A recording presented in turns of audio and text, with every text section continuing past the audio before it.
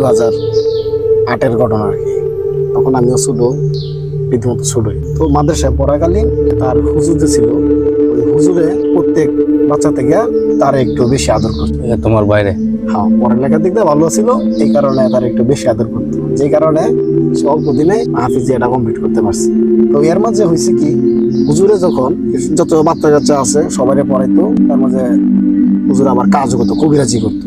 এরকম কারো সমস্যা হলে জিন এগুলা সে আর কি কবিরাজি টবিরাজি করতো আর কি। তো আমার বাড়িটা, আমরা আবার ফকির বংশ, তো যেহেতু ফকির বংশ, এই জিন এগুলা আমাদের বংশগতভাবে এগুলা প্রত্যেক একজন মানে এক পরিবারে একজন আর কি থাইকা যাইতেছে। দুইটা জিন আছে, এই দুইটা জিন মানে বংশগত ভাবে আর কি এই থাইকা যায় আর কি, কারো না কারো যে বাঁচো নামাজ টামাজ পড়ে তার ভিতরে থাইকা যায়। তো আমার এই সে হুজুরের নাম ছিল আবার কালাম হুজুর। কালাম হুজুরে কি করলো, যখন বুঝতে পারলো উপস্থিতি যে ছেলেটার ভিতরে অন্য কিছু একটা আছে, তো সেই ছেলেটাকে দিয়া কাজে লাগানোর জন্য জিন হাজির করতো। এটা আবার আমরা কেউ জানতাম না যে জিন হাজির করতো। ছেলেও তো জিন হাজির বা যাওয়ার পরে তো সে কিছু বলতে পারতো না বা আমাদের কিছু জানাইবো এরকম, তো সে বুঝতে পারছে না। তো একদিন হইলো কি, আমাদের গ্রামে একজন প্রভাবশালী, খুব বড় আর কি প্রভাবশালী, সেই প্রভাবশালী বাড়িতে কালাম হুজুরে ডাকছে। সেই কালাম হুজুরে আসছে, আসার পরে ওই যে প্রভাবশালী ব্যক্তি যে আছে হ্যাঁ ডাইকে আনছে হুজুরে ডাইকে আনার পরে এই প্রভাবশালী ব্যক্তি কালাম হুজুরে বলছে যে এই তাদের যাবতীয় সমস্যা দিয়েছে, যে ব্যবসায় উন্নতি হইতেছে না, ঋণে ব্যাংক ভর্তি ঋণ, মেয়ের বিয়া হইতেছে না, বা একটা বিয়া হয়েছে ওটা আবার আয়া পড়ছে, তো অনেক সমস্যা তাদের, পারিবারিক সমস্যা। হুজুরে আইসা এরা কোনো কিছু না বইলা ওই ছেলেটার নাম আছিল আমার রাজন। তোমার যে ভাই, আমার ভাই, এই রাজন ডেকে নিয়ে আসছে। রাজন আসার পরে বলছে তুমি সুন্দর করে উজু করে আসো। উজু করে নিয়ে আসার পরে হুজুরে এক গ্লাস পানি নিয়ে ওই পানিটা ছেলেরে চূড়া বইলা পুরা থুতু দিয়া খাওয়াই দিল। খাওয়া দেওয়ার পরে লাইট নিভাই দিল।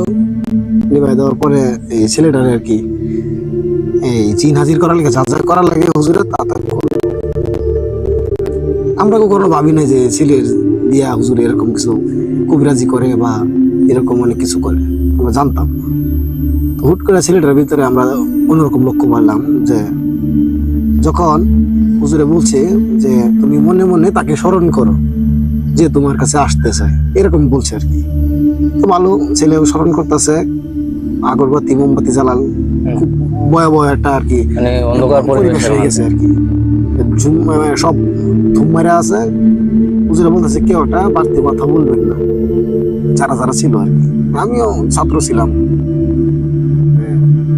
খুব ভয় আর কি, এক সাইডে বসে আছিলাম। হুট করে ছেলেটা কি করলো, শরীরটা এমন একটা ঝাঁকিয়ে এলো ছেলের, যখন বোঝাইতেছে ছেলের ভিতরে যখন কিছু একটা বাইরে যেতেছে, ছেলের ভিতর থেকে যখন কিছু একটা বাইরে যেতেছে, তারপর লক্ষ্য করলাম যে না বাইরে যেতেছে না, কিছু একটা তার ভিতরে প্রবেশ করতেছে। তো ছেলের কণ্ঠ গেল পাল্টা, একদম অন্যরকম, স্বাভাবিক না, একদম অস্বাভাবিক হয়ে গেছে তার কণ্ঠ। তার চোখ হয়ে গেছে একদম ভয়ঙ্কর, এতটা ভয়ঙ্কর যেটা আমরা কখনো দেখি নাই। কিছু একটা হাজির হয়েছে, আর চোখ লাল বর্ণ হয়ে গেছে। হুজুরে মন্ত্র টন্ত্র করতেছে। তো হুজুরের কিছু কেরাসমতি করার পরে দেয়া হুজুরে সুন্দর করে তারে সালাম দিল। সেও হুজুরে সালাম নেওয়ার পরে হুজুরকে উল্টা আবার সালাম দিল, বা মজলিসে যারা যারা ছিল সবাইকে সালাম দিল। দেওয়ার পরে বলতেছে যে আমাকে কেন ডাকলি? ওই ছেলেরে বলতেছে, হ্যাঁ ওই ছেলেরে বলতেছে যে আমাকে কেন ডাকলি?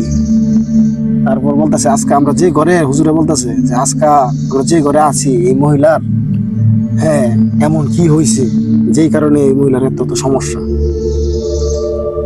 তারপর ওই জিনে বলতেছে যে ওই মহিলার মনে ময়লা, ওই মহিলার কোনো কিছু থাকবো না, সব ধ্বংস হয়ে যাবে, কোনো কিছু থাকবো না।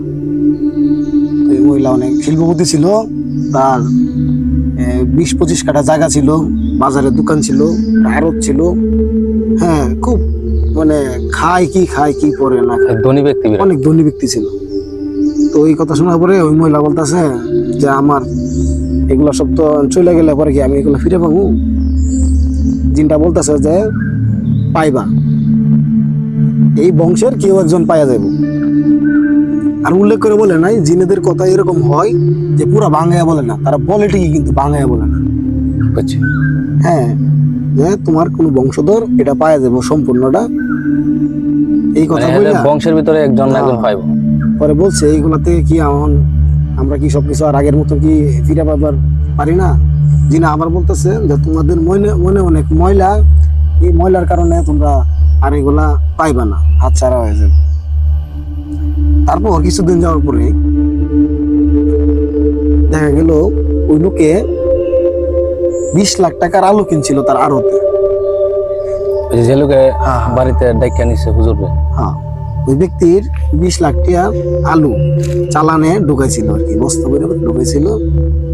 তো হুট করে খবর হয়ে গেছে তার আলু সব পচে গেছে। ভয়ঙ্কর। মানে তার এত টাকার আলু পচে যাওয়াতে তাদের ব্যাংকের মধ্যে যে এই লোন যে আনছিল আর কি, এই লোন গুলা দিতে পারে নাই। যে কারণে তার কি করতে হলো, জায়গা বিক্রি করতে হলো। কিছু জায়গা বিক্রি করলো, বিক্রি করার পরে আবার নতুন করে ব্যবসা শুরু করার চেষ্টা করলো। দেখা গেলো আবার আরেক সমস্যা।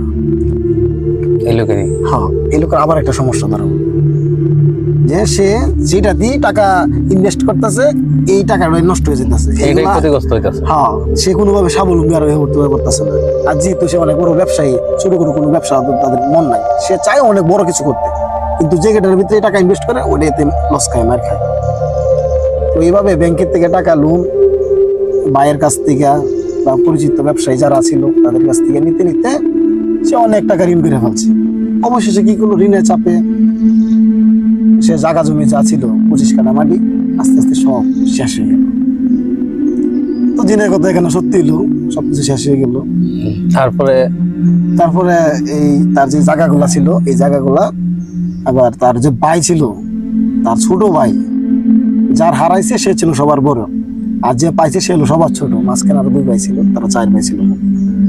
এইসব ছোট ভাই সম্পূর্ণটা কিনা সে স্বাবলম্বী হয়েছে, আর বড় ভাই এই পর্যন্ত এখনো নিশ্চয়ই আছে। তাহলে কি যে জিনে যে বলছিল যে তোমাদের মধ্যে একজনে পাইবো, তো এটাই মানে বলার ছিল আমার জীবনে আর কি, জিনের মুখ থেকে কথা শোনা আর সেটা বাস্তবে যে প্রমাণিত হওয়া, এটা আমার একটা জীবনে একটা ছিল। আর আমার এই চাচাতো ভাই রাজন, সে যে মানে আমাদের যে বংশের যে জিনগুলা আছে আর কি, তাদের সঠিকভাবে সত্য কথা বলে, এটারও আমরা একটা প্রমাণ পাইছি।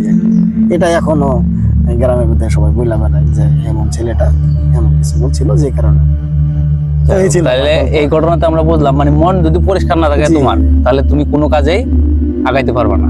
যে এটাই আমরা এতটুকু এখান থেকে শিখতে পারি যে কোনো কিছু করলে সততার ভিতরে যদি না করা হয়, এগুলোর ভিতরে কোনো বরকত থাকে বরকত না। থাকবে। যে কারণে তার এত কোটি কোটি টাকার মতন সে ঋণে পড়ে সবকিছু লসে, এখন পথের ফকির, এই পর্যন্ত ফকির। সে এই বিগত 12 বছর ধরে এখনো ফকিরই আছে, সে আর উঠতে পারলো না কোনোভাবে। তো ধন্যবাদ আমার।